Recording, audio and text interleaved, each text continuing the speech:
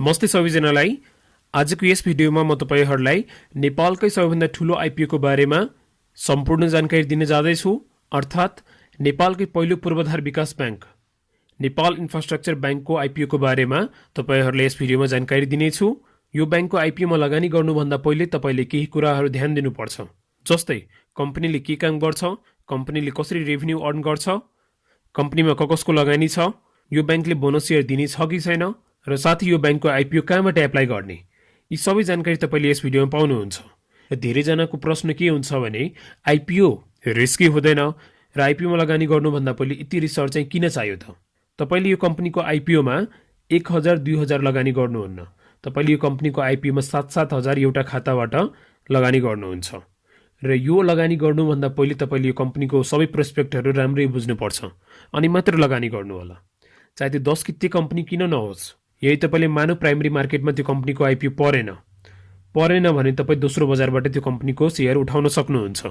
त्यसैले सबै जानकारी तपाईसित भयो भने तपाईले इजिली दोस्रो बजारबाट त्यो कम्पनीको शेयर किन्न सक्नुहुन्छ र लगानी गर्ने डिसिजन लिन सक्नुहुन्छ। त्यसैले आईपीओ एनालिसिसको भिडियो बनाउनु पछाडिको हाम्रो मुख्य उद्देश्य भनेको तपाईलाई दोस्रो बजारको लागि पनि जानकारी दिने हो। र भिडियो मन परेमा कृपया लाइक गरिदिनु होला। अब यो भिडियो सुरु गरौँ। कुनै पनि कम्पनीमा लगानी गर्नुभन्दा पहिले त्यो कम्पनीले के काम गर्छ र कम्पनीले कसरी रेभिन्यू अर्न गर्छ, यी दुवै कुरा थाहा पाइसकेपछि मात्र लगानी गर्नु होला।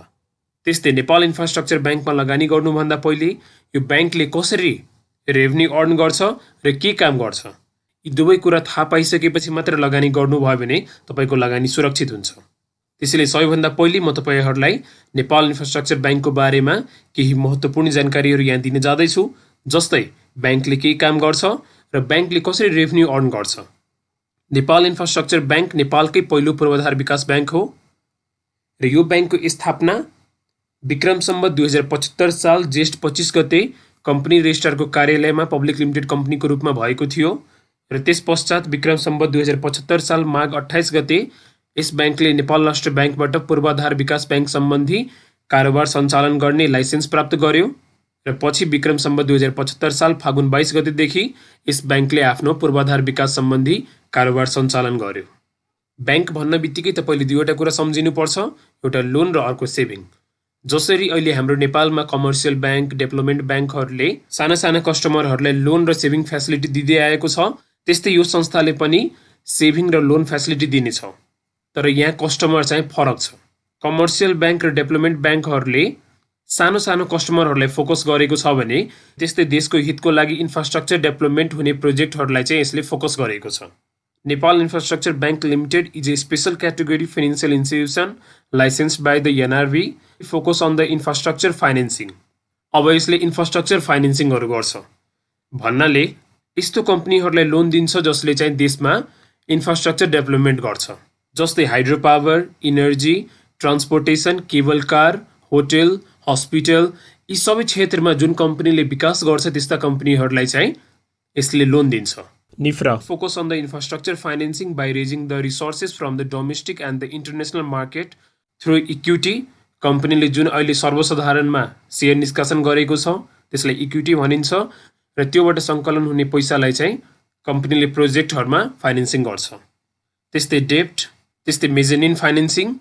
मेजनिन फाइनेन्सिङमा के हुन्छ भने डेब्ट र इक्विटीको दुवै मिश्रण हुन्छ र लेन्डरसित यति राइट हुन्छ कि लेन्डरले पछि आफ्नो लोनलाई चाहिँ इक्विटीमा पनि कन्भर्ट गर्न सक्छ।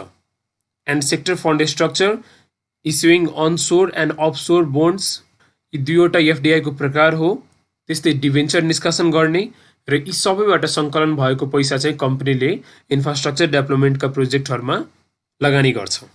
The major revenue source was interest earn by the bank from the deposit of the capital in other bank.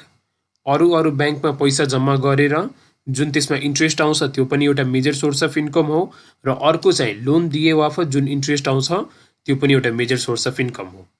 र यो रेभिन्यू मोडलमा हामीले इन्ट्रेस्टको कुरा गऱ्यौँ। अब यहाँ यसको इन्ट्रेस्ट रेट हेरौँ। This interest rate is effective from the 4 December of 2020 र यो बैंकमा दुवै इन्स्टिट्युसन र साथै इन्डिभिजुअलले आफ्नो खाता खोल्न पाउँछन्। यही तपाईले यहाँ सेभिङमा पैसा राख्नुभयो भने इन्स्टिट्युसनको लागि 5 वर्षदेखि लिएर म्याक्सिमम 10 वर्षसम्म 6.5% ब्याज पाउनुहुन्छ र त्यस्तै अबभ 10 इयर्स चाहिँ 6.60% तपाईले इन्ट्रेस्ट पाउनुहुन्छ।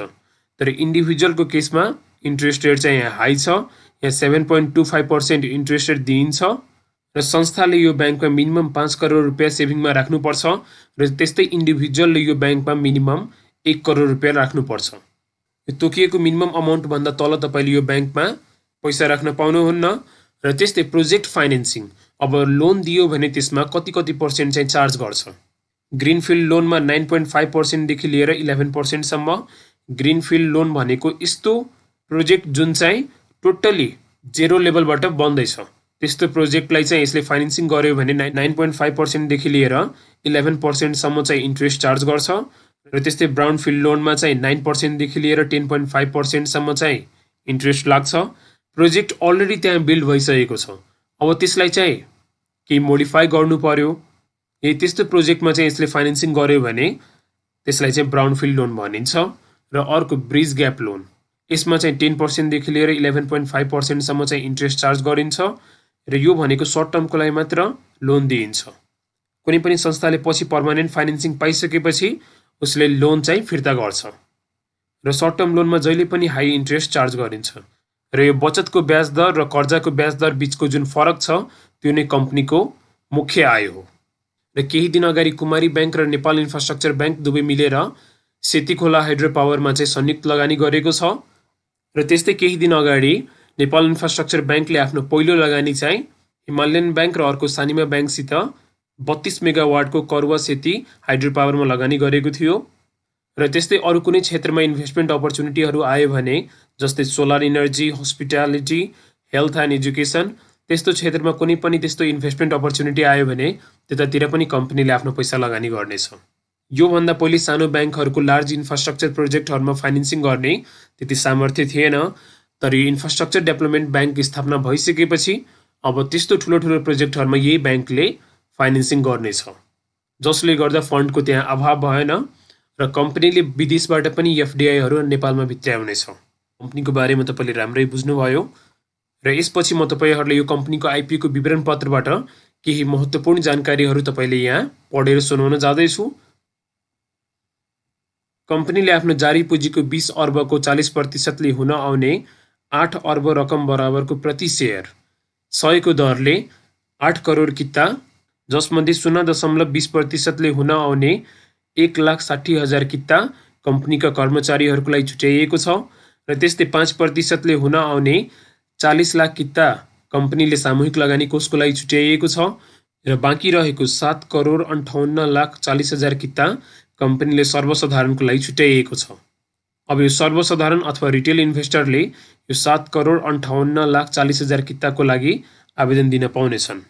र त्यस्तै यहाँ आइपिओको रेटिङको कुरा गऱ्यौँ भने हाम्रो नेपालमा दुईवटा रेटिङ एजेन्सी छ, एउटा इक्रा नेपाल र अर्को केयर रेटिङ।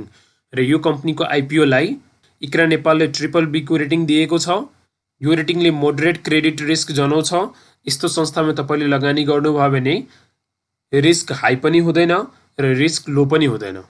धितोपत्र निष्कासन खुल्ला हुने मिति माघ 2 गतेदेखि लिएर माघ 6 गतेसम्म यो कम्पनीको आइपिओको बिक्री खुल्ला रहनेछ।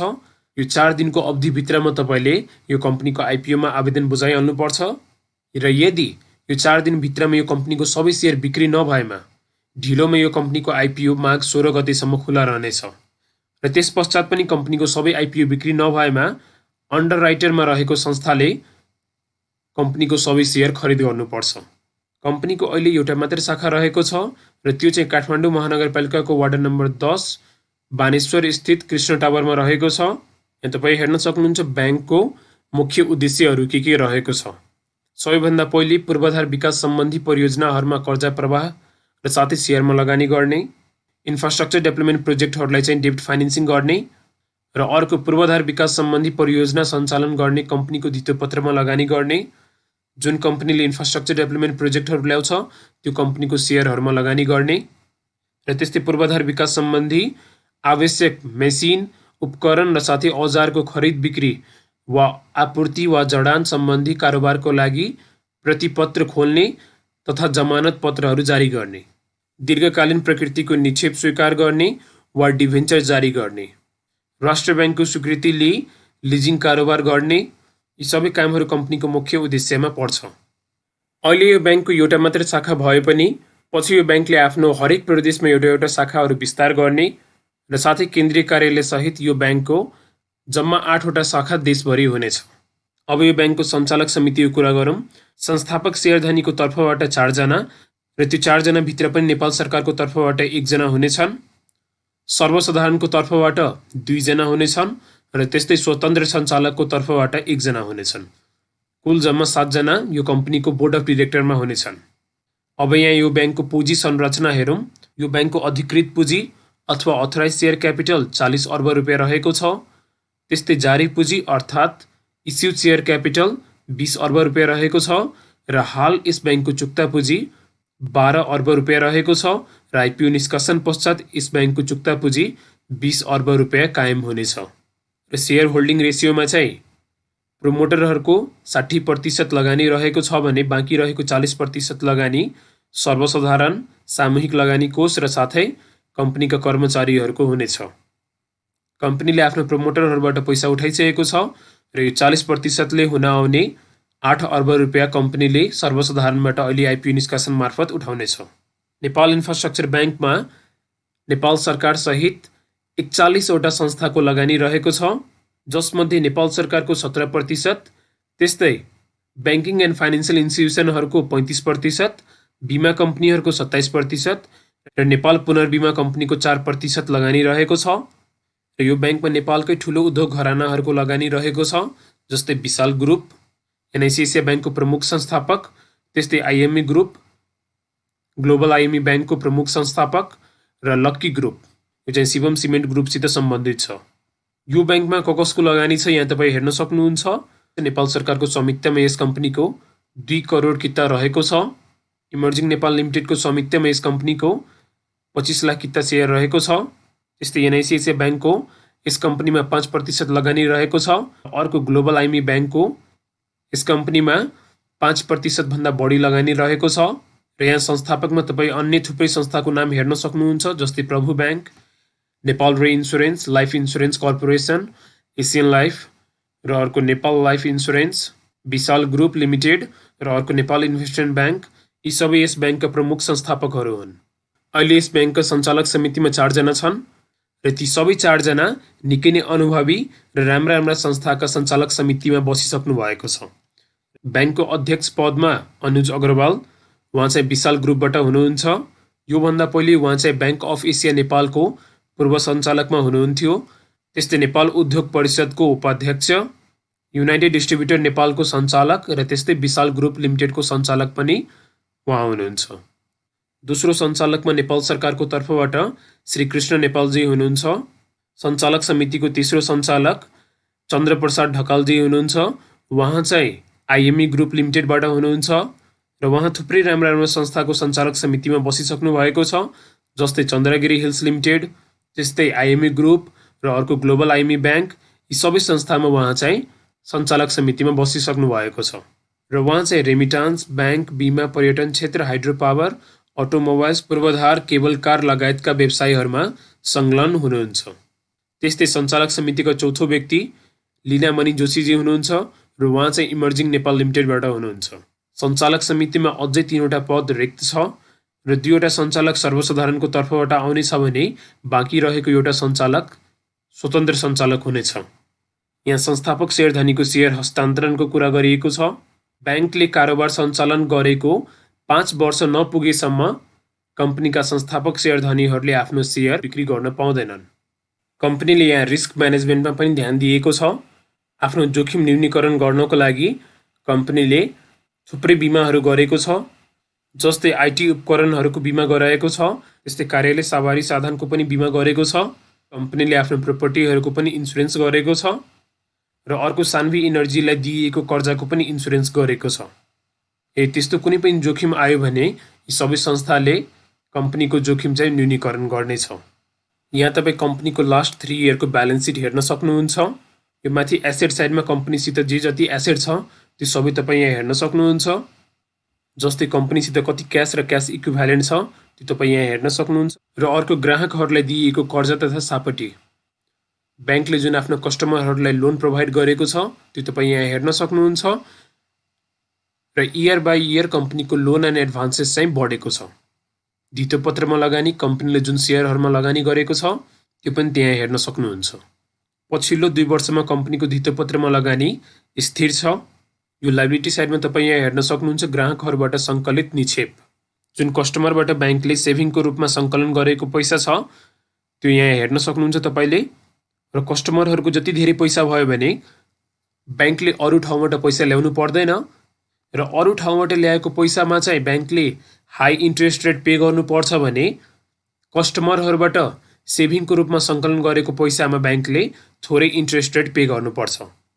र जब ब्याङ्कले थोरै इन्ट्रेस्टमा पैसा ल्यायो भने त्यो बेला ब्याङ्कले आफ्ना कस्टमरहरूलाई लोन दिने गर्छ र त्यहाँबाट हाई इन्ट्रेस्ट रेट चाहिँ अर्न गर्न सक्छ। यहाँ तपाईँ हेर्न सक्नुहुन्छ सापटी अहिले खाली रहेको छ। ब्याङ्कले अरू ठाउँबाट पैसा ल्याएको छैन। आफ्नै पैसाले ब्याङ्कले आफ्नो कस्टमरहरूलाई चाहिँ लोन दिन पुगेको छ र यो डिपोजिट फ्रम कस्टमर चाहिँ हरेक वर्ष बढ्नु भनेको राम्रो कुरा हो। ब्याङ्कमा फन्डको अभाव हुँदैन।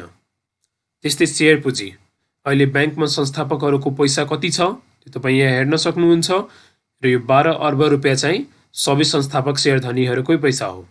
सञ्चित मुनाफा एक्युमुलेटेड प्रफिट चाहिँ यहाँ पोजिटिभ छ र हरेक वर्ष यो एक्युमुलेटेड प्रफिट चाहिँ बढेको छ। त्यो चाहिँ राम्रो कुरा हो।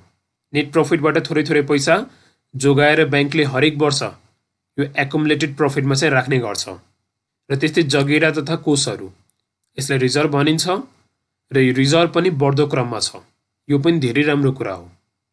त्यस्तो कुनै आपद विपद पर्यो भने कम्पनीले यो रिजर्भबाट पैसा चलाउने गर्छ अथवा फर्दर एक्सपेन्सनको कुरा यहाँ गरिएको छ। हरेक प्रदेशमा एउटा एउटा शाखाहरू विकास गर्ने, त्यो बेला ब्याङ्कले आफ्ना शाखाहरू विस्तार गर्नको लागि यो रिजर्भबाट पैसा चलाउने गर्छ। र अन्त्यमा कम्पनीको जति सम्पत्ति छ त्यो सम्पत्तिबाट दायित्वहरू चुक्ता गरिसकेपछि बाँकी रहेको पुँजी चाहिँ संस्थापकहरूको पैसा हो र त्यसैले जति धेरै पैसा यो सञ्चित मुनाफा र रिजर्भमा भयो भने त्यति नै कम्पनीको भ्यालुएसन चाहिँ हाई हुन्छ। अब तपाईँ यहाँ नाफा नोक्सान हिसाब हेर्न सक्नुहुन्छ। यो पनि लास्ट 3 इयरको डेटा यहाँ दिइएको छ। ब्याज आम्दानी इन्ट्रेस्ट इन्कम कम्पनीले जुन आफ्नो कस्टमरहरूलाई चाहिँ लोन दिएको छ त्योबाट आउने इन्ट्रेस्टलाई चाहिँ इन्ट्रेस्ट इन्कम भनिन्छ।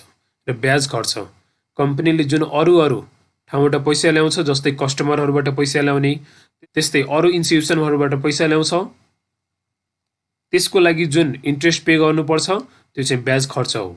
र आम्दानीबाट खर्च घटाइसकेपछि नेट इन्ट्रेस्ट इन्कम अर्थात् खुद ब्याज आम्दानी पोजिटिभ हो र यो पनि इयर बाई इयर बढेको छ।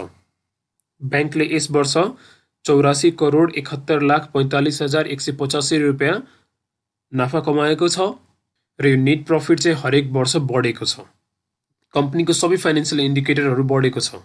जस्तै कम्पनीको रिजर्भ बढेको छ, एक्युमुलेटेड प्रफिट बढेको छ, नेट इन्ट्रेस्ट इन्कम बढेको छ, त्यस्तै एक्सपेन्स चाहिँ घटेको छ र अर्को नेट प्रफिट हरेक वर्ष बढेको छ। फाइनेन्सियली यो कम्पनी चाहिँ स्ट्रङ नै हो। प्रति सेयर आम्दानी एउटा सेयरमा कम्पनीले कति इन्कम अर्न गरेको छ एक वर्षभित्रमा, त्यसको लागि जति नेट प्रफिट छ यस वर्षको मुनाफालाई कम्पनीको जति नम्बर अफ आउटस्ट्यान्डिङ सेयर छ त्यसले चाहिँ हामीले डिभाइड गऱ्यौँ भने यहाँ बेसिक अर्निङ पर सेयर आउँछ। यहाँ चाहिँ ब्याङ्कले भविष्यमा आफ्नो फाइनेन्सियल इन्डिकेटरहरूमा यति ग्रोथ ल्याउने टार्गेट लिएको छ। यो तपाईँ यहाँ हेर्न सक्नुहुन्छ। प्रति सेयर आम्दानी इपिएस चाहिँ अहिले 7 रुपियाँ रहेको छ। त्यस्तै 77-78मा चाहिँ 5 रुपियाँ भएको छ। यहाँ चाहिँ 2 रुपियाँले अर्निङ पर सेयर घटेको छ र त्यस पश्चात अर्को वर्ष 2 रुपियाँले फेरि अर्निङ पर सेयर बढेको छ र 79-80मा चाहिँ 1 रुपियाँले अर्निङ पर सेयर बढेको छ। अर्निङ पर सेयर जति धेरै भयो त्यति नै धेरै सेयर धनीहरूले लाभांश पाउने सम्भावना हुन्छ। हुन त कम्पनीले प्रति सेयर आम्दानीको सबै पैसा चाहिँ आफ्नो सेयर धनीहरूलाई बाँड्दैन, त्योबाट केही पैसा चाहिँ रिटर्न अर्निङमा राख्ने र बाँकी रहेको पैसा चाहिँ आफ्ना सेयर धनीहरूमा वितरण गर्ने। प्रति सेयर नेटवर्थ कम्पनीको नेटवर्थ पनि यहाँ बढेकै छ। आइपिओ निष्कासन गरेको पहिलो वर्ष नै कम्पनीको नेटवर्थ 4 रुपियाँले बढेको छ। दोस्रो वर्ष चाहिँ नेटवर्थ घटेको छ र त्यस पश्चात नेटवर्थमा ठिकठिकै ग्रोथ भएको छ। सबैभन्दा मुख्य कुरा यहाँ चाहिँ कम्पनीको नेटवर्थ चाहिँ 100 भन्दा माथि छ। कम्पनीको नेटवर्थ 100 भन्दा मुनि हुनु भनेको त्यो चाहिँ ओभर भ्यालुड स्टक हो र त्यसलाई चाहिँ राम्रो मानिँदैन। यहाँ चाहिँ अहिले हामी 113 रुपियाँको कम्पनी अहिले हामी 100 रुपियाँमा किन्न पाइरहेका छौँ। पुँजी कोषमा प्रतिफल return on equity. Return on equity धेरै भएको राम्रो मानिन्छ र यसमा पनि ठिकठिकै ग्रोथ भएको छ। त्यस्तै सम्पत्तिमा प्रतिफल रिटर्न अन एसेट। कम्पनीले आफ्नो एसेट युज गरेर वर्षभरिमा कतिको रिटर्न दिएको छ त्यो चाहिँ रिटर्न अन एसेटमा हेर्न सकिन्छ। रिटर्न अन एसेट र रिटर्न अन इक्विटी 15 भन्दा माथि भएको राम्रो मानिन्छ। र अर्को लाभांश ड्यास बोनस सेयर दिएको छ। लाभांश दुईवटा प्रकारको हुन्छ, एउटा चाहिँ नगद लाभांश र अर्को चाहिँ बोनस सेयर। कम्पनीले 77-78 मै आइपिओ निष्कासन गर्न लागेको छ र त्यही वर्षदेखि आफ्ना शेयर धनीहरूलाई बोनस सेयर दिने यहाँ प्रक्षेपण गरिएको छ। पहिलो वर्ष 8%, दोस्रो वर्ष 6.5% र तेस्रो वर्ष चाहिँ 6.10%। बोनस सेयर दिनु भनेको तपाईको शेयरको संख्या बढ्दै जान्छ। यदि तपाईले यो कम्पनीको 100 वटा शेयर अहिले पर्चेस गर्नुभयो भने यो वर्षको एन्डमा 8% बोनस सेयर दियो भने वर्षको एन्डमा तपाईसित 108 किता शेयर हुनेछ र अर्को वर्ष 78-79 मा 108 को 6.5% ले क्याल्कुलेट हुन्छ र त्यति शेयर तपाईको टोटल शेयरमा फेरि एड हुन्छ। र सबैभन्दा मेन यहाँ चाहिँ प्रति शेयर नेटवर्थ हो। अब तपाईहरुको मनमा जिज्ञासा होला दोस्रो बजारमा यो कम्पनीको कारोबार कतिमा खुल्नेछ। जहिले पनि कम्पनीको प्रोस्पेक्टसमा यो वास्तविकको लास्ट इयर प्रति शेयर नेटवर्थलाई लिइन्छ कम्पनीको दोस्रो बजारको मूल्य निर्धारण गर्नको लागि। जब यो कम्पनी दोस्रो बजारमा सूचीकृत हुन्छ त्यो बेला नेप्सेले यो कम्पनीलाई एउटा ओपनिङ रेन्ज चाहिँ तोकेर दिन्छ र त्यही ओपनिङ रेन्ज भित्र यो कम्पनीको दोस्रो बजारमा पहिलो कारोबार सुरु हुन्छ। यहाँ चाहिँ वास्तविकको लास्ट इयरको 76-77 को नेटवर्थलाई लिइन्छ। 113 रुपैयाँ 62 पैसा ओपनिङ रेन्जको लोअर लिमिट भयो र यसलाई चाहिँ इन्टु 3 ले मल्टिप्लाई गर्यो भने जति आउँछ 340 रुपैयाँ समथिङ आउँछ त्यो चाहिँ यसको अप्पर लिमिट भयो। मिनिमम प्राइस रेन्ज र अर्को maximum price range. Minimum price range 113 रुपैयाँ 62 पैसा र म्याक्सिमम प्राइस रेन्ज चाहिँ 340 रुपैयाँ समथिङ भयो। यो रेन्ज भित्र दोस्रो बजारमा यो कम्पनीको पहिलो कारोबार सुरु हुन्छ। कि त लोमा 113 रुपैयाँमा खुल्नु पर्यो कि त हाईमा 340 रुपैयाँमा खुल्नु पर्यो। त्यो भन्दा बढी खुल्न पाउँदैन अथवा त्यो भन्दा थोरैमा खुल्न पाउँदैन। अधिकांश कम्पनीहरुको कारोबार दोस्रो बजारमा म्याक्सिमम प्राइस रेन्जमै खुल्छ। अब आइपिओ निष्कासन पछाडीको उद्देश्य के छ? कम्पनीले आइपिओ निष्कासनबाट सङ्कलन गरेको पैसा मध्ये 4 अर्ब 32 करोड रुपैयाँ कर्जा तथा सापटमा दिनेछ र बाँकी रहेको 3 अर्ब 68 करोड रुपैयाँ चाहिँ लगानीतर्फ दिनेछ। यो कम्पनीको आइपिओमा तपाईले न्यूनतम 10 किता एप्लाई गर्न पाउनुहुन्छ र अधिकतम तपाईले 2 करोड कितासम्म आवेदन दिन पाउनुहुन्छ। अब कति किताको लागि आवेदन दिने त? अनि चन्द्रगिरी हिल्स लिमिटेडको आइपिओ खोलेको छ र यो कम्पनीको आइपिओ खुलेको 3 दिन मात्र भएको छ र 3 दिन भित्रमा यो कम्पनीको आइपिओमा करिब 8.5 लाख भन्दा बढी लगानीकर्ताहरूले आवेदन बुझाइसकेका छन् र त्यो भन्दा पहिले आएको प्रभु लाइफ इन्स्योरेन्स कम्पनीको आइपिओमा करिब 11 लाख लगानीकर्ताले आवेदन बुझाएका थिए। यदि त्यही अनुसार यो कम्पनीको आइपिओमा आवेदकको संख्या अभियसली बढ्ने छ। आजभोलि ब्याङ्कहरुमा डिम्याट खोल्नेको संख्याहरू धेरै नै बढेको छ र थुप्रै ब्याङ्कहरुले फ्रीमै डिम्याटहरू खोलेको छ, जसले गर्दा यो कम्पनीको आइपिओमा यदि 13 लाख लगानीकर्ताले आवेदन बुझायो भने तैपनि एकजना लगानीकर्ताले कम्तीमा 58 किता शेयर पाउने छन्। तर नेपाल धितोपत्र बोर्डको नियम अनुसार अलटमेन्ट चाहिँ 10-10 को मल्टिपलमा हुनेछ। त्यसैले 50 कितादेखि लिएर 60 किताको क्याटेगोरीमा चाहिँ अलटमेन्ट हुन्छ। यदि तपाईसित सफिसिएन्ट फन्ड छ भने तपाईले यसमा जतिसुकै किता एप्लाई गर्दा भयो। तर यही तपाईसित लिमिटेड फन्ड छ भने तपाईले यसमा त्यही 60 देखि 70 किता एप्लाई गर्नुभयो भने त्यो चाहिँ राम्रो हुन्छ।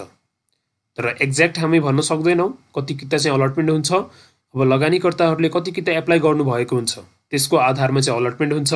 यदि धेरै जनाले 10-10 किताको लागि माग गर्नुभयो भने त्यो बेला अरु लगानीकर्ताहरूले धेरै किता पनि पाउने सम्भावना हुन्छ। त्यसैले आइपिओ निष्कासन भएको दोस्रो अथवा तेस्रो दिनको एप्लिकेन्टहरूको डेटा हेरेर मात्र लगानी गर्नु होला र त्यही आधारमा तपाईले यसमा कति किता एप्लाई गर्ने त्यो चाहिँ निर्णय गर्नु होला। यो कम्पनीको स्ट्रङ पोइन्टहरु के छ त? सबैभन्दा पहिले स्ट्रङ प्रोमोटर र एक्सपिरियन्स्ड बोर्ड अफ डाइरेक्टरहरू छन्। यो बैंकमा ठुलो संस्थाहरूले लगानी गरेको छ र साथै बोर्ड अफ डाइरेक्टरमा भएका व्यक्तिहरूले राम्रा संस्थाहरू चलाएका छन्।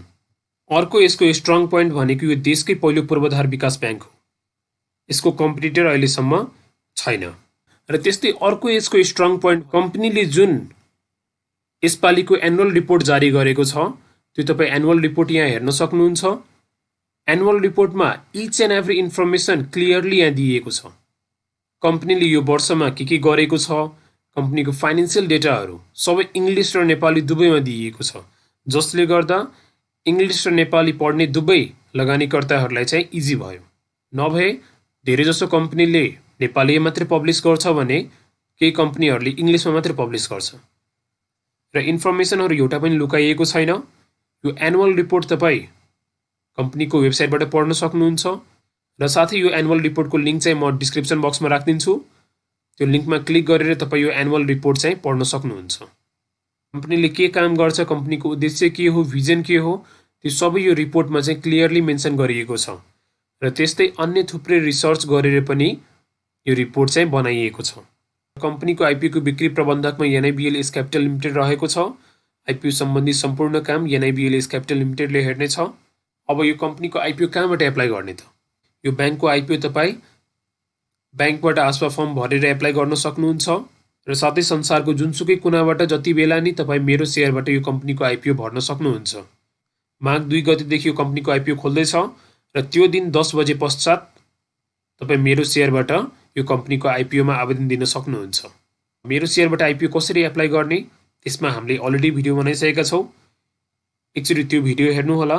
भिडियोको लिङ्क यहाँ माथि आई बटनमा राखिएको छ र साथै तपाईँ त्यो भिडियोको लिङ्क डिस्क्रिप्सन बक्समा पनि हेर्न सक्नुहुन्छ। कुनै पनि कम्पनीको आइपिओमा आवेदन दिनको लागि तपाईँले 4वटा कुरा चाहिन्छ। सबैभन्दा पहिले ब्याङ्क अकाउन्ट हुनु पर्यो, दोस्रो डिमेट अकाउन्ट हुनु पर्यो, तेस्रो चाहिँ सिआरएन नम्बर हुनु पर्यो। यी 3वटा प्रक्रिया पार गरिसकेपछि तब तपाईँ ब्याङ्कबाट आइपिओ एप्लाई गर्न सक्नुहुन्छ र अनलाइनबाट आइपिओ एप्लाई गर्नको लागि तपाईँले मेरो सेयर लिनुपर्छ, जसले गर्दा तपाईँ इजिली जुनसुकै बेला मेरो सेयरबाट यो कम्पनीको आइपिओमा आवेदन बुझाउन सक्नुहुन्छ। भिडियो अन्त्यसम्म हेरिदिनु भएकोमा धन्यवाद। तपाईँले भिडियो कस्तो लाग्यो आफ्नो प्रतिक्रिया दिन नबिर्सिनुहोला। आगामी दिनमा यस्तै सेयर बजार सम्बन्धी जानकारी पाउनलाई हाम्रो च्यानललाई सब्स्क्राइब गर्नुहोला र छेउमा रहेको बेल आइकनमा क्लिक गरेर अल अप्सन सेलेक्ट गर्नुहोला, जसले गर्दा भिडियो अपलोड भयो भने त्यसको जानकारी सबैभन्दा पहिले तपाईँले पाउनुहुनेछ।